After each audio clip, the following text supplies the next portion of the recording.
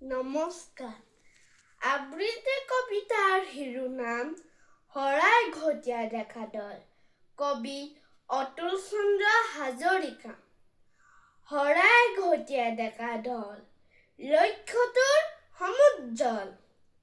ৰনোৱা তই বনোৱা তই, গাত তোৰ ভীমৰ বল।